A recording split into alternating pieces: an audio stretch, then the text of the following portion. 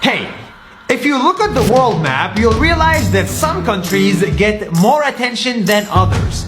Some countries everybody visits, everybody talks about, and everybody reports on. But what about the rest of the world?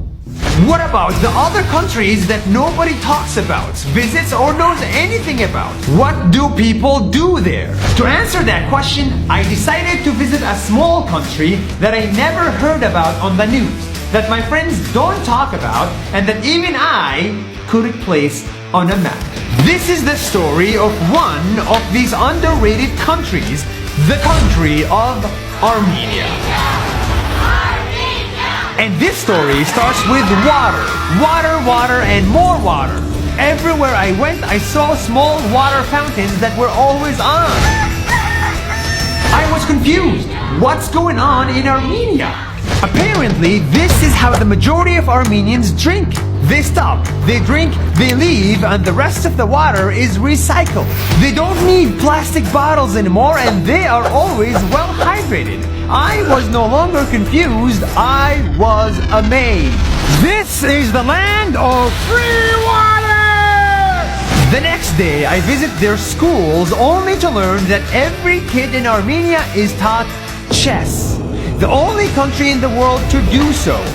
They have classrooms and schools dedicated just for chess. And after school, kids are sent to modern institutions to learn engineering, design, and music, and all of this they get for free here. I was amazed. Amazed at how a country I never knew before does so many things differently. That explains why Armenians are some of the best in the world at chess, like this grandmaster. That's why they are building huge technology companies.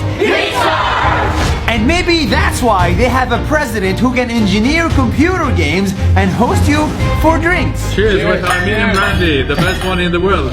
What I thought was just another country turns out to be one of the oldest places in the world, older than Rome. This is the first country to adopt Christianity and build the world's first churches.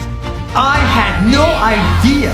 The people living here, I learned, come from all parts of the world. UAE, Russia, Denmark, Belgium, Spain, Ukraine, France, Canada, the Netherlands, Iran, New York, Argentina, USA, Syria. They are the ones that make up Armenia, the ones who built these beautiful churches, and the ones that developed this unique culture thousands of years ago. And because their country is so small, every night they hang out by the main square, coming under the dancing fountain. This is a beautiful sight of a community. I arrived in Armenia dancing in a fountain by myself, only to live in love with Armenia and dancing with the rest of them. This is the land of free water! And all of this happened in one country I couldn't place on the map a week before. This was not the story of Armenia, this was the story of many countries like Armenia that don't get the recognition that they deserve.